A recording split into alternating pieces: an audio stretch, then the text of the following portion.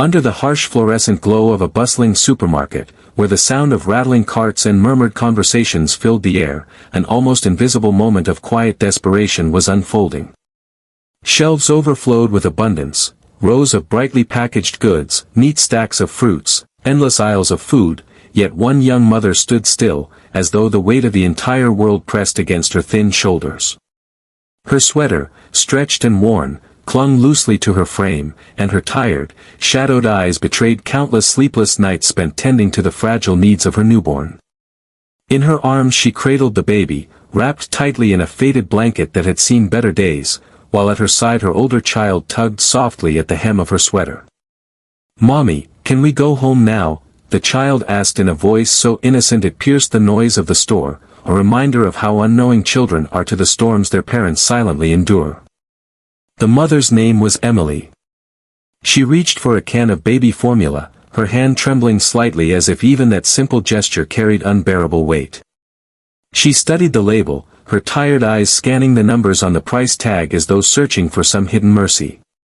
For a fleeting moment, hope flickered, a fragile spark born of a mother's desperate wish to provide, but it died almost instantly. Emily lowered her gaze to the thin stack of crumpled bills in her wallet, money that would never stretch far enough. Her chest tightened as she realized the truth, the same truth she had faced too many times before: she could not afford it. With heartbreaking reluctance, she placed the can back on the shelf, her hand lingering there for just a second longer than necessary, as though part of her still wanted to fight against the inevitable. It was such a small act, an ordinary motion of someone simply returning an item. Yet, within it was an entire storm of sacrifice, grief, and quiet surrender. Emily turned away, her movements heavy. Her older child pressing closer into her side, seeking warmth and comfort from a mother who was holding herself together with nothing but sheer will. To the crowd moving through the aisles, it was nothing remarkable. Shoppers bustled past, carts filled to the brim with everything from snacks to luxuries, never noticing the silent heartbreak just a few feet away. But someone had noticed. Just a short distance behind her stood a man in a tailored black suit, the kind of man who looked like he belonged to a different world entirely. His name was Jonathan. A millionaire, a man who had spent years climbing the ladder of wealth, power, and influence, building an empire that most could only dream about. His life had been shaped by success, by ambition, and by an endless pursuit of more. Yet in that moment, as he stood frozen in the aisle, all of that wealth felt hollow compared to what he was witnessing. Jonathan hadn't come to the store for anything extraordinary. In fact, he had only stopped in for a bottle of water before rushing off to his next meeting, his mind preoccupied with business deals and phone calls.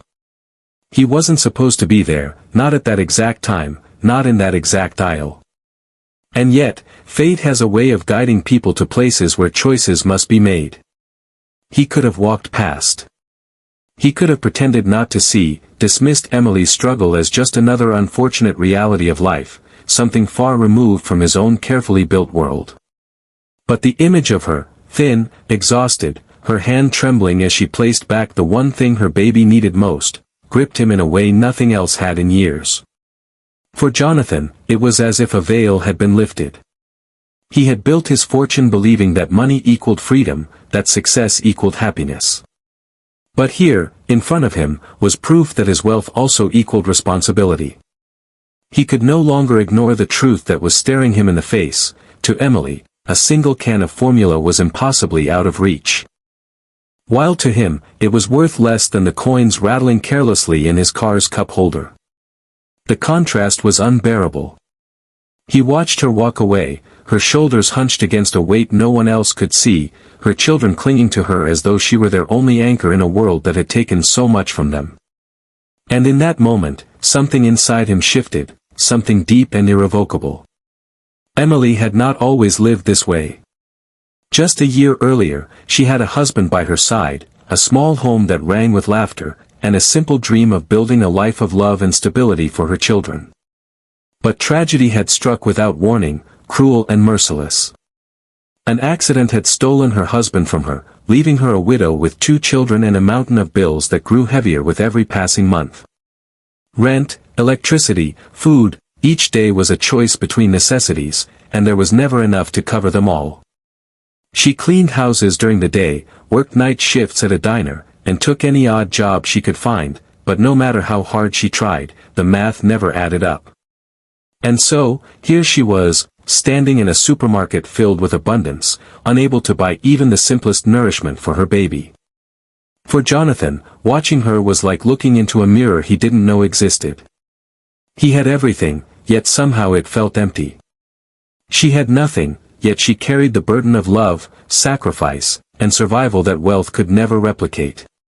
And at that crossroads, in that ordinary aisle beneath the buzzing fluorescent lights, Jonathan realized that his presence there was no accident.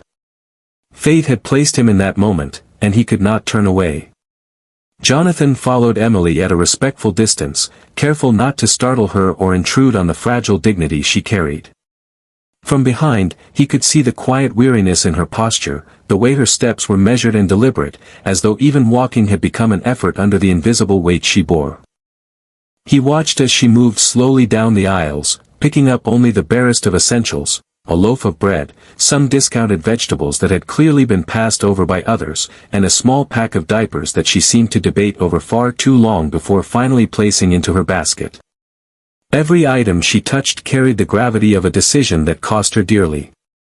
Each purchase was like gold to her, precious, rationed, and considered not just for its immediate need but for what sacrifice it might demand elsewhere.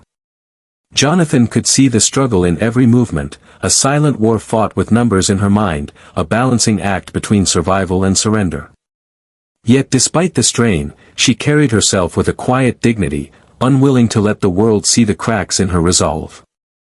When Emily reached the checkout line, her anxiety became even more visible, almost palpable. Jonathan noticed the way her hands trembled slightly as she pulled the crumpled bills from her wallet, smoothing them with nervous fingers as though willing them to look like more than they were. She counted the money once, then again, double-checking in quiet desperation that she hadn't made some mistake that would cost her. Her eyes flickered nervously to the cashier, and she forced a strained, apologetic smile, as if already bracing herself for judgment or embarrassment.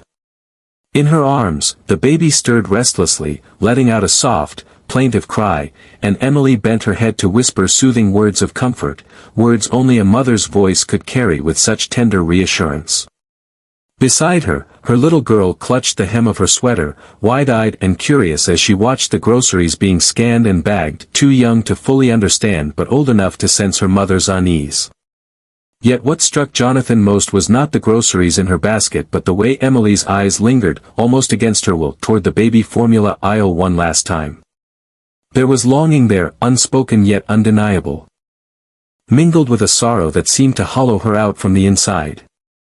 She lowered her gaze quickly, almost ashamed of the need she could not fulfill, and Jonathan felt something twist painfully in his chest.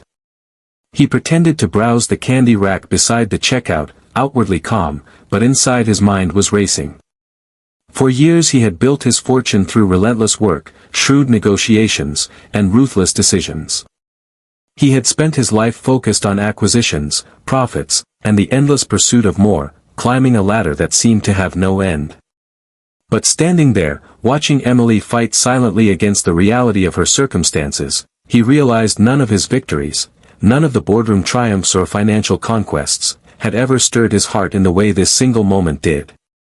For the first time in years, he felt the walls around him weaken, the ones he had built so carefully to keep out vulnerability and emotion. He remembered, in that instant, what it meant to see another's pain and to feel an undeniable urge to act. When Emily left the store, clutching her meager groceries as if they were treasures she couldn't afford to lose, Jonathan made his decision. He stepped into the daylight moments after her, the sun casting long afternoon shadows across the parking lot. Emily was moving slowly, balancing her crying infant in one arm while keeping hold of her daughter's small hand with the other.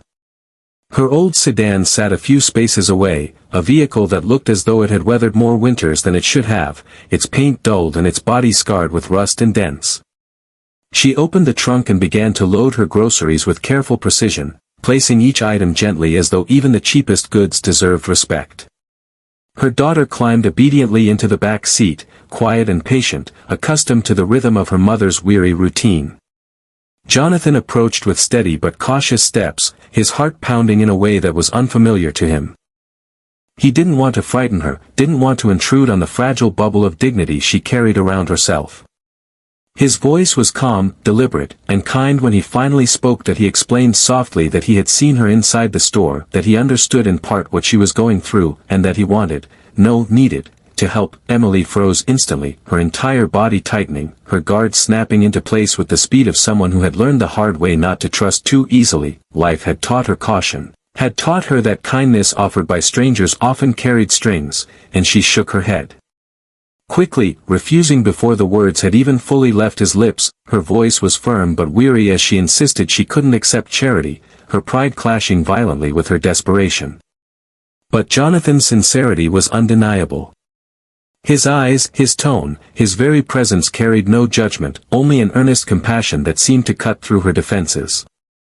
He wasn't trying to pity her, nor was he flaunting his wealth. He simply stood there as a man who had seen another human being suffer and could not, in good conscience, walk away. And as Emily's baby cried softly in her arms and her little girl peeked out from the car with curious eyes, something in her resolve faltered. Her pride remained, but the depth of her exhaustion, the enormity of her struggle, and the undeniable truth of his sincerity made her hesitate. It was in that hesitation, that quiet crack in her defenses, that the possibility of change began to slip in, change neither of them had expected when they stepped into the supermarket that day.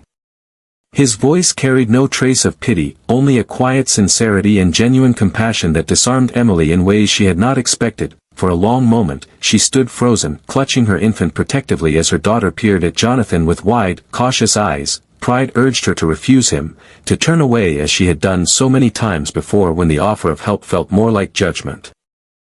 But something in Jonathan's tone was different, soft, steady, and utterly devoid of condescension. Slowly, her resistance wavered. When Jonathan extended his hand, pressing a bag into hers filled with not just the can of baby formula but also groceries he had quickly purchased after her, Emily felt her chest tighten.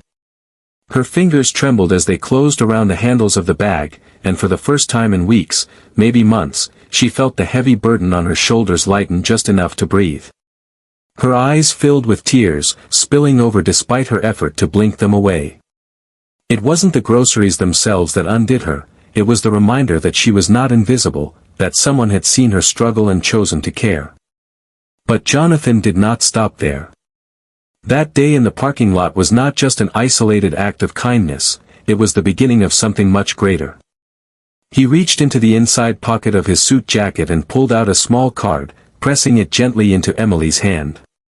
On it was his name and contact information, and he explained that he wanted to do more, not as an act of charity, but as a way of giving back, a way of using the resources he had been blessed with to make a meaningful difference. Emily hesitated, overwhelmed, unsure whether she could trust him. Life had taught her that help often came with strings, with expectations she could not afford to meet. Yet Jonathan's eyes held no such weight, only a steady conviction that he was meant to be here, in this moment, offering her a lifeline. The following weeks tested her trust, but Jonathan stayed true to his word in every way.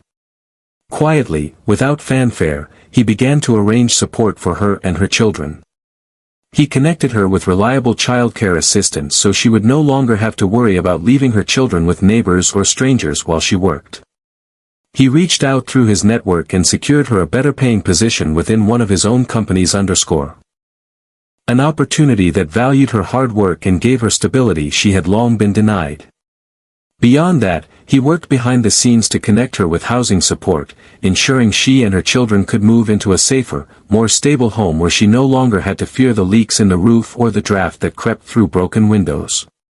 The transformation did not happen overnight. It was not a wave of a hand that erased years of hardship.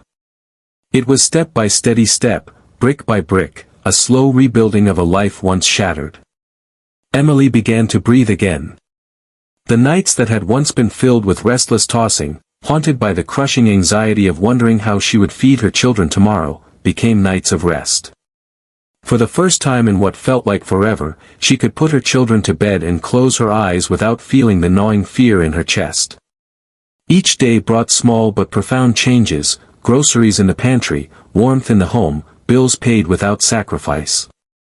And slowly, something deeper returned to her life, hope. She began to dream again, not merely survive. Her daughter laughed more freely, her joy no longer dimmed by the quiet worry she had unknowingly carried from her mother. Her baby grew stronger with each passing day, healthy and content with a full belly and a mother who no longer cried silently in the dark. Their home, once filled with shadows of grief, began to echo with laughter and light again. But it was not only Emily who changed during this time. Jonathan, too, began to feel the weight of transformation within himself. For years, he had measured success by numbers, by profit margins, by accolades, and the respect of peers who lived in the same world of endless competition and ambition. He had lived in penthouses and traveled in private jets, yet despite the wealth surrounding him, there had always been a hollowness he refused to acknowledge. Through Emily and her children, he discovered a different kind of wealth. One not measured in bank accounts or investments but in the simple joy of knowing he had made a difference in someone else's life. He visited often, not as a benefactor who came to deliver aid, but as a friend whose presence became part of their daily rhythm. He played with Emily's daughter, who grew fond of him quickly, giggling with a freedom that warmed him in ways boardrooms never had. He marveled at Emily's quiet strength, her resilience in the face of all she had endured, and the tenderness with which she raised her children despite the hardships. In her presence, he was reminded of values he had once buried beneath ambition, compassion, kindness, and the immeasurable worth of human connection.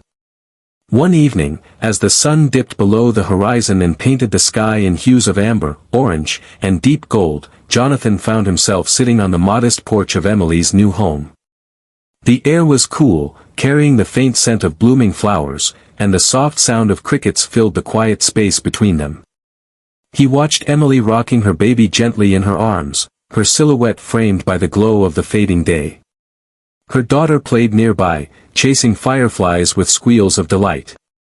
And as Jonathan sat there, his heart full in a way he had never known, he realized the greatest wealth he had ever gained was not in his accounts or his possessions. It was here, in this moment of peace and connection, in the knowledge that kindness had the power to change a life forever.